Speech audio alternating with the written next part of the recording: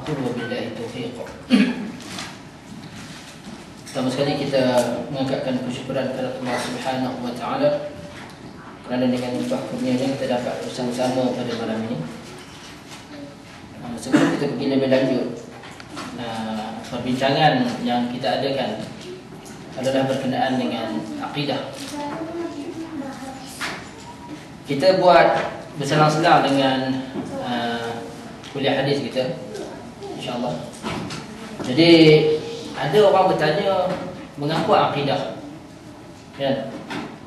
Sedangkan selalunya kalau saya bawa di masjid-masjid atau di surau-surau, tempat-tempat lain, tanggapan orang ialah kita ni dah berumur semua, kan? Selalunya kadang-kadang dia juga kata Malaysia ni merdeka dah berpuluh tahun dah, takkan kita tak habis lagi bercakap bab akidah. Cuma saya berbalik kepada apa yang kita sebut pada kuliah yang lepas. Kita di sini salah satu tujuan utama kita adalah untuk kita menilai semula. Sebab kadang-kadang dalam kita mengamalkan sesuatu, manusia kadang-kadang tend to take things for granted. Jadi perkara yang penting untuk kita tengok balik sama ada perlu atau tidak kita menilai semula adalah akidah. Dan saya nak mencadangkan beberapa teks ataupun bahan bacaan untuk tuan-tuan baca selain daripada kita datang di kuliah ini. Kalau ada masa, sebuah kitab yang sangat baik yang ditulis oleh Muhammad Qutb. Tajuknya dalam bahasa Arab Mauqifuna min al-hadarat al-gharbiyah. Mauqifuna al-hadarat al-gharbiyah. Di mana di dalam kitab berkenaan Muhammad Qutb mengatakan bahawa berpunca daripada kemunduran akidah, maka mundur umat Islam. Berpunca daripada kemunduran akidah, maka lunturnya umat. Dan satu lagi ayat ini ringkas. Kalau tadi satu buku, satu kitab. Satu lagi satu wawancara awal tahun ini di dalam Mingguan Malaysia dengan Sahibul Samahah Dr. Muhammad Asri Zainal Abidin. Di dalam wawancara Mingguan Malaysia, tajuknya akidah luntur punca umat Islam mundur. Yang ini ringkas sebagai bahan bacaan, sama-sama kita tengok apa yang disebutkan. Okey, tuan-tuan dan puan-puan, dalam hidup kita ini, bila kita bercakap berkenaan dengan agama, kalau kita tengok daripada dulu sampai sekarang, banyak perkara berubah. Pada awal sesi ini saya nak sebut beberapa perkara. Contoh zakat, contohnya zakat. Kita nak puasa hari ni, tuan-tuan mungkin pernah belajar tentang fitrah. Imam Asy-Syafi'i rahimahullah ta'ala, dia mensyaratkan fitrah ini mestilah dibayar dengan makanan asasi penduduk setempat, makanan asasi. Tetapi sekarang kita bayar dengan apa? Kita bayar dengan duit, dengan cash. Dan kalau kita tengok keadaan semasa lagi 2 hari nak raya, kita hantar beras 3 buni, hantar letak kat rumah orang kampung di beranda dah.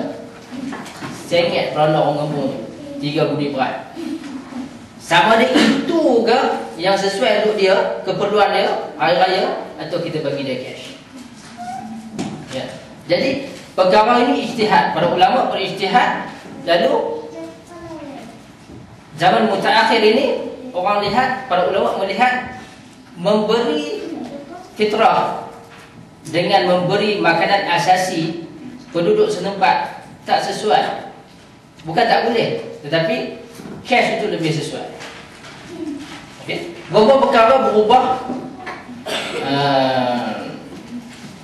dalam kehidupan kita, dalam kita mengamalkan agama dalam kehidupan kita. Contoh saya sebut lagi banyak kali sebelum ni berkenaan dengan solat. Kan? Bukan solat, kaifiat solat itu berubah. Tetapi kadang-kadang ada perkara yang mendesak yang tidak berlaku zaman dulu. Zaman dulu tidak ada pakar bedah yang dia perlu membedah di dalam yang dia perlu menjalankan pembedahan dalam bilik bedah yang memakan masa berjam-jam. Kan? Jadi para ulama berijtihad mengatakan orang-orang yang sebegini yang berlaku keadaan yang mendesak pada dia dibolehkan jamak. Dan jamak itu sendiri ada di dalam hadis yang sahih riwayat Ibn Abbas dan juga riwayat Abu Dzar Al-Ghifari berkenaan dengan jamak solat tanpa berlaku musafir, tapi dijamakkan solat, bukan qasar. Sebab itu kalau kita mengaji berkenaan dengan jamak dan qasar ni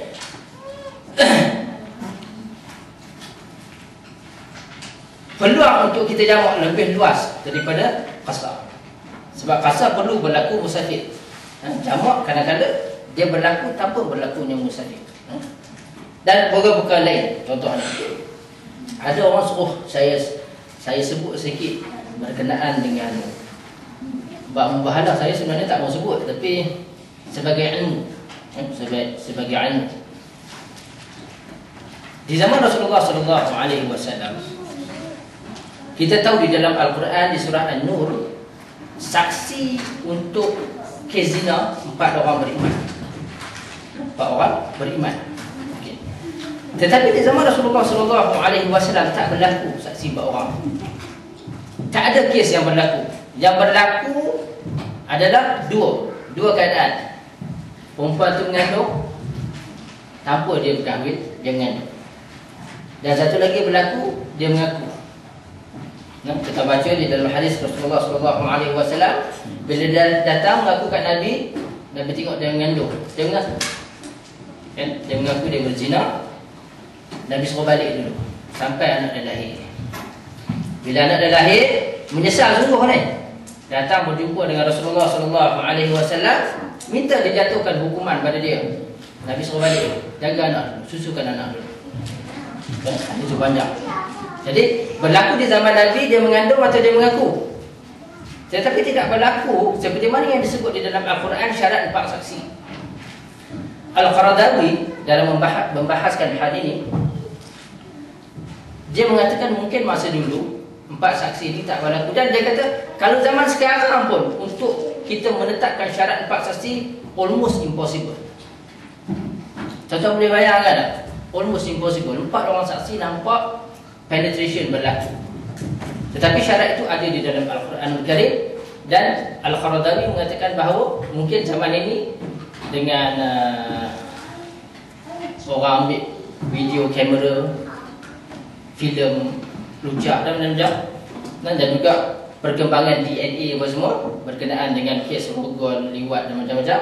Dia kata tak berlaku di zaman Rasulullah SAW. Tapi perubahan itu berlaku di zaman kita. Okey. Now, berkenaan dengan mubahalah. Mubahalah ni disebut di dalam Al-Quran 2 tempat.